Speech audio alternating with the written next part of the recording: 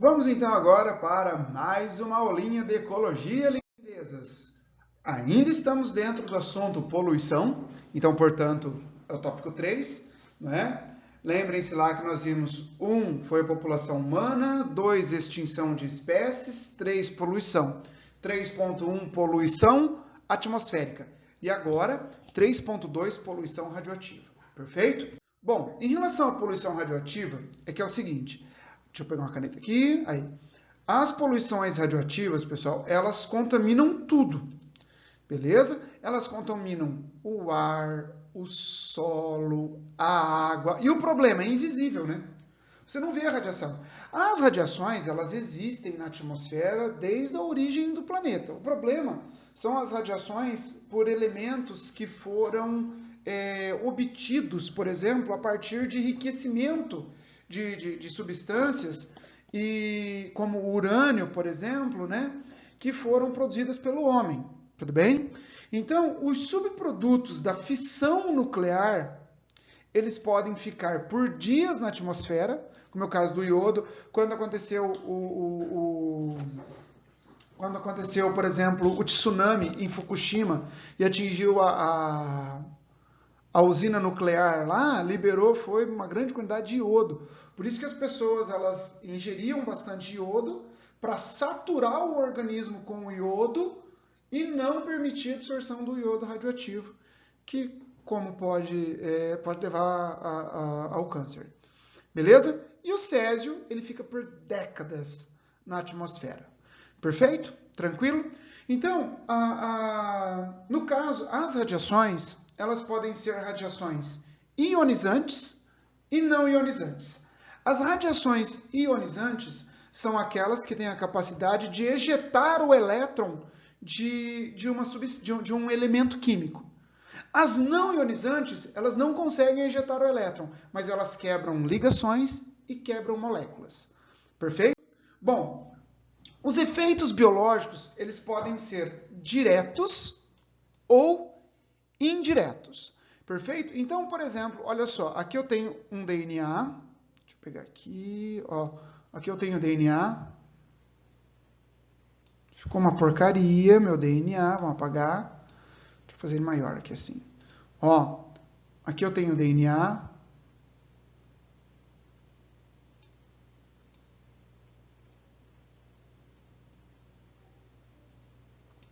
Aqui eu tenho o DNA. E aqui é o seguinte, por exemplo, qual que vai ser a ação direta, como colocamos aqui? A ação direta é quando a radiação ela atinge diretamente o DNA, promovendo quebras. Beleza? Essa é a ação direta. Agora, o mais comum é a indireta. Por quê? Se você parar para pensar, o DNA ele está em pequena quantidade, dentro do núcleo, está protegido, então é mais difícil da radiação atingir lá. Agora, qual que é a substância que está em maior quantidade dentro da célula? A água. Então, a maior ação vai ser a ação indireta. Por quê? Na ação indireta, ela vai atuar, por exemplo, deixa eu pegar aqui, vai pegar a água,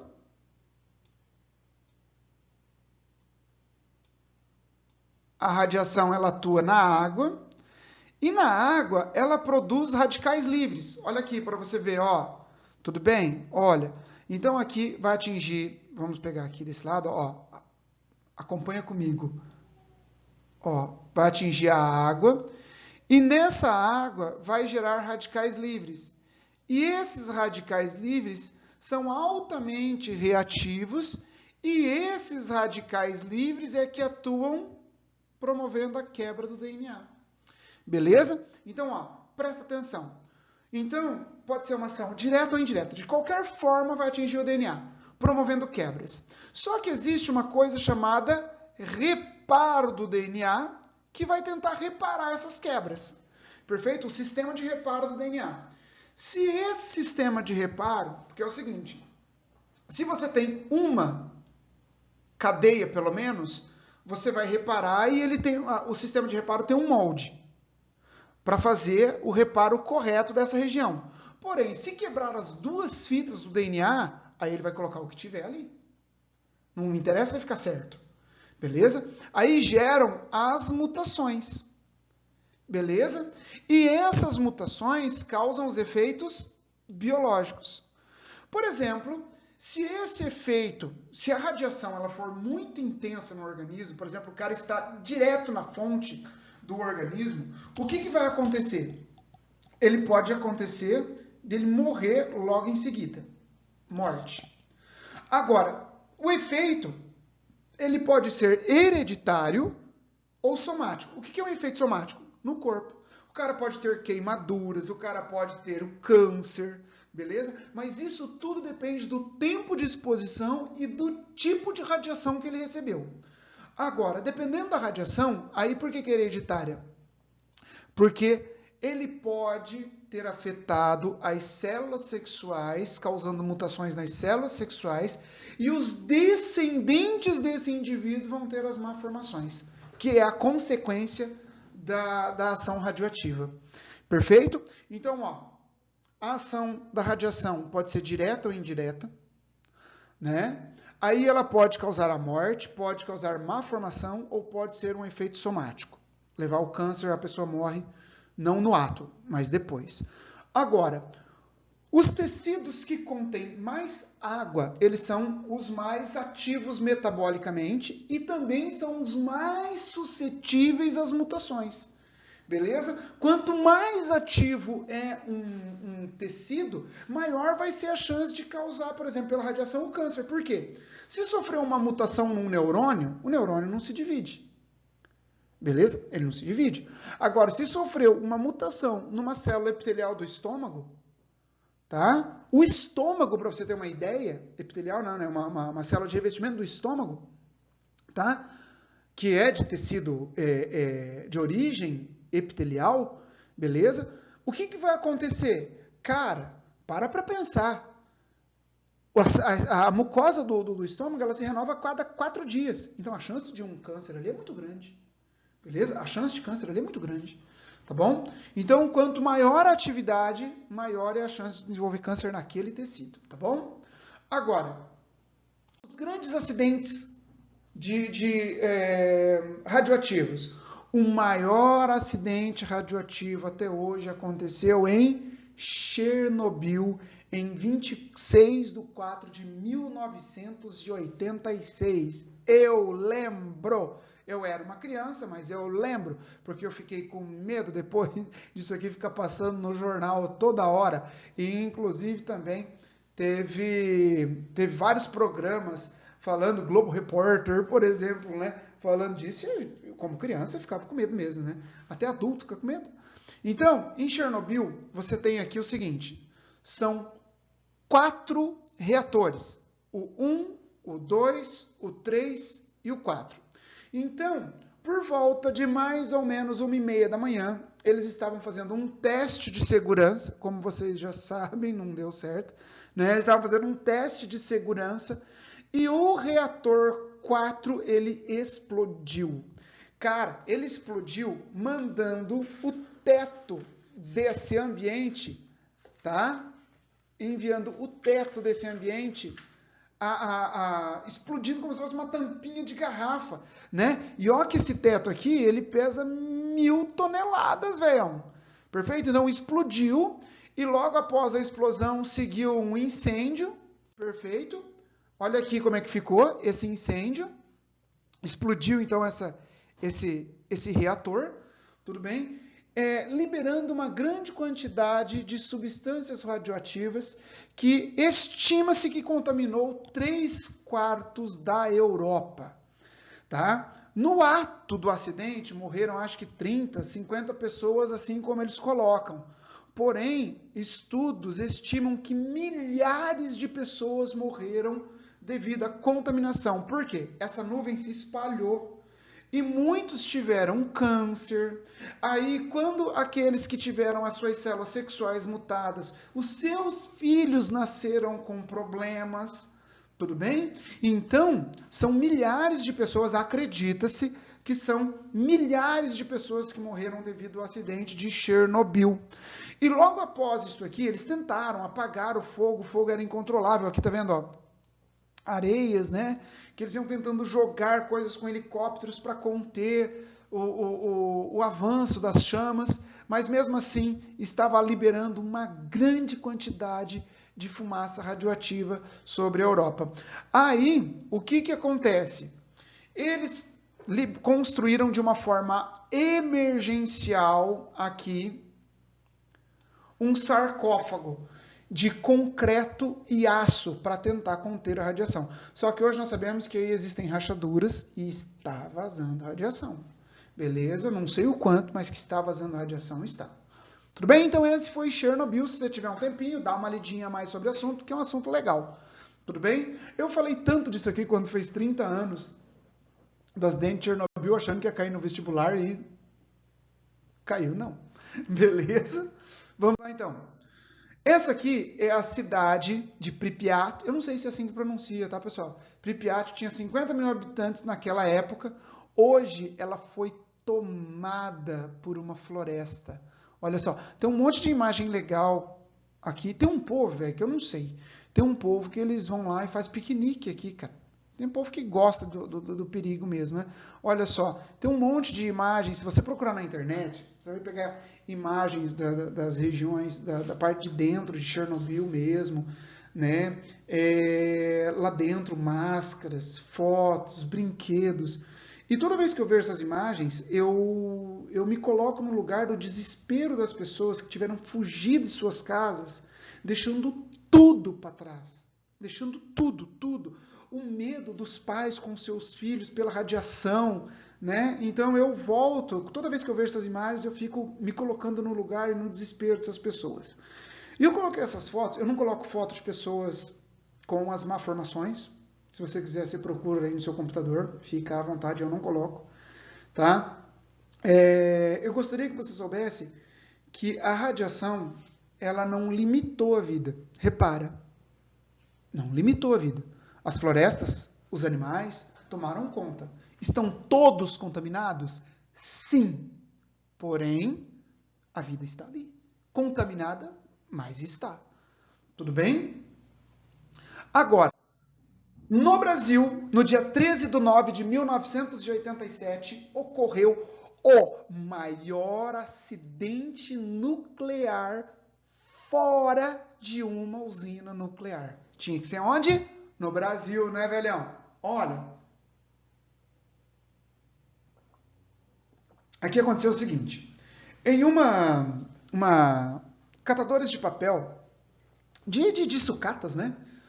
Lá em Goiânia, eles estavam vasculhando e foram em uma clínica de radioterapia que estava desativada. Nessa clínica de radioterapia, eles acharam o aparelho radiológico. Beleza? Sucata. Aí, esses catadores, eles levaram para um ferro velho, venderam para o ferro velho, e lá o dono do ferro velho começou a desmontar. Eles têm que desmontar para poder vender, né? Só que quando ele chegou na parte do núcleo dessa estrutura, que está lá dentro, ó, do núcleo, ele desmontou e achou um pozinho que no escuro ele brilhava em azul. É um pozinho branco, né, que brilhava em azul. Mas olha só a quantidade desse pozinho. 19,2 gramas. Beleza? 19,2 gramas. Tinha ali dentro. Tá? 19,2 gramas. E aí, eles levaram para casa, eles acharam bonito, né? Inclusive tem até um Globo Repórter disso, né? Que a filha dele pegava, passava no rosto, eles brincavam com aquilo, porque aquilo era colorido, era bonito, né? Aí, o que aconteceu? Enquanto a mãe, por exemplo, a filha dele chama Lady das Neves, que inclusive foi um símbolo, porque foi a primeira que morreu, beleza? Ela tinha 6 aninhos, tá bom? Enquanto eu acho que a mãe foi tomar banho, alguma coisa assim, ela com a mão suja, ela pegou, com a mão contaminada pela radiação, ela pegou e comeu um alimento. Ela ingeriu, então, esse produto radioativo. E ela começou a passar mal, foi hospitalizada, perfeito? E ao ser hospitalizada, depois ela morreu, né, por complicações da radiação. Tá? Agora, lembra qual foi o peso que eu falei que tinha de césio 137? Era cloreto de césio 137? 19,2 gramas, não é? Isso foi o suficiente para gerar 6.000 toneladas de lixo radioativo. Aqui é a casa deles. Ao lado era o ferro velho. Perfeito. Aqui eu tenho tambores. Foram 2.900 tambores utilizados. 1.200 caixas dessa daqui, ó. Deixa eu colocar uma outra figura aqui, ó. 1.200 caixas dessas. E 14 containers. 14 containers. Todos revestidos com concreto e chumbo, não é? Concreto e aço, para evitar a passagem de radiação. Tudo isso foi enterrado a alguns quilômetros dali, uma cidade vizinha chamada Abadia, beleza? E eles foram enterrados e eles devem permanecer aqui por pelo menos 180 anos, até que essa radiação ela termine. Né? Então só falta mais 150 anos para ficar ali. E esse local é todo monitorado para ver se não há vazamento de lixo radioativo. Perfeito? Bom, poluição das águas. Então, 3.1 poluição atmosfera, 3.2 poluição radioativa, 3.3 poluição das águas. Tudo bem? Vamos lá. Primeira coisa, eutrofização. A eutrofização, ela consiste em um aumento de nutrientes no ambiente aquático. Beleza? Eu quer dizer verdadeiro, trofo quer dizer alimento. Então a gente pensa que o ambiente está cheio de nutrientes. Aí tá bom. Não, não, não. O ambiente está poluído, pequeno gafanhoto. Então, eutrofização não quer dizer que o ambiente está bom, quer dizer que o ambiente está poluído. Tudo bem? E ele adquire principalmente nitrogênio e fósforo. E aí o que acontece? Esse ambiente aqui, eutrofizado, a água ela fica turva, e como ele está eutrofizado, você aumenta, por exemplo, porque isso aí, a eutrofização pode acontecer por lixo, deposição de lixo ali. Então esse ambiente, ele fica com níveis baixíssimos de oxigênio. Por quê? Aumenta a decomposição. Sempre, primeiro, bactérias aeróbias decompõem, posteriormente entram as anaeróbias. Então o ambiente fica turvo e com uma baixa concentração de oxigênio. Perfeito? Então isso é a eutrofização. Agora, a eutrofização, ela leva ao fenômeno chamado maré vermelha, que hoje é preferível chamar de floração de algas nocivas.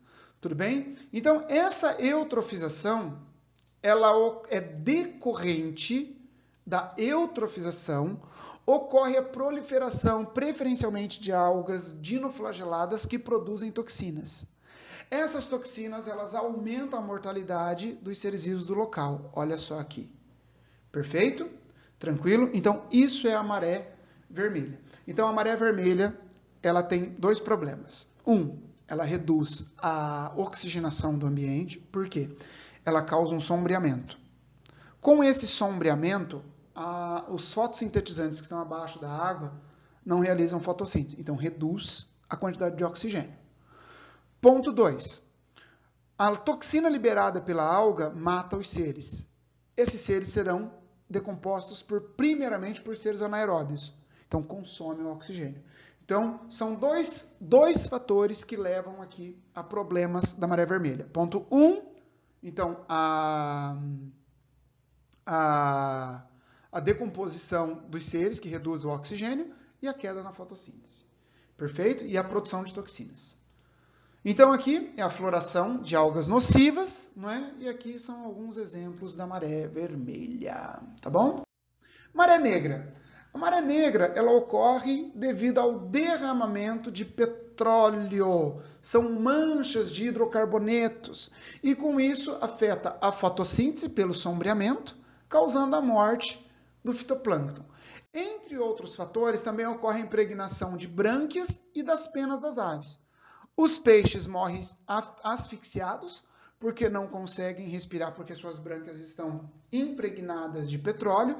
E as aves, elas perdem o controle de temperatura e a capacidade de voo, porque ficam impregnadas com os olhos. Perfeito? Nesse processo aqui, pode acontecer a biorremediação ali. Acontece a biorremediação. Você usa, por exemplo, bactérias do gênero Pseudomonas que se alimentam, né, de fragmentos de petróleo.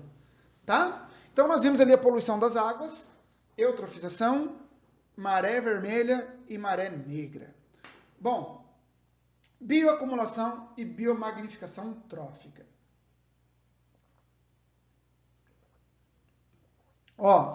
Bioacumulação é o acúmulo de poluentes no organismo. Então, por exemplo, aqui esse organismo está contaminado. Então, isso aqui é bioacumulação. Agora, quando eu analiso o acúmulo progressivo de poluentes nos níveis tróficos, vamos até fazer aqui, nos níveis tróficos, então isso é biomagnificação trófica. Tudo bem? Então, no organismo, bioacumulação, ao longo da cadeia trófica, biomagnificação. Tudo bem? Então, nós temos aqui o seguinte, por exemplo, o que eu quero que você entenda? Aqui eu tenho a água poluída. Essa água poluída, deixa eu apagar essa flechinha aqui. Essa água poluída, ela vai servir de alimento com os poluentes, vai servir de alimento para o plâncton. Esse plâncton serve de alimento para um peixe. Vamos imaginar que esse peixe, ele se alimentou do plâncton. Então, tem duas aqui. Aí, esse peixe, ele se alimenta desse peixe menor. Então, ele tem o alimento que ele pegou, o poluente da água, e mais do que ele se alimentou.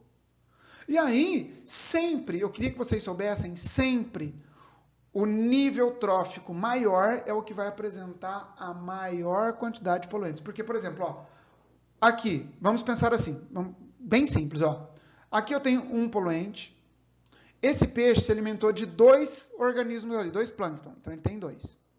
Vamos imaginar que esse peixe se alimentou de 2 peixes desses. Então, ele tem 1, 2, 3, 4 poluentes. Perfeito? Aí, esse homem comeu 2 peixes. Então, ele vai ter 8 poluentes aqui. Partículas de poluentes, por exemplo.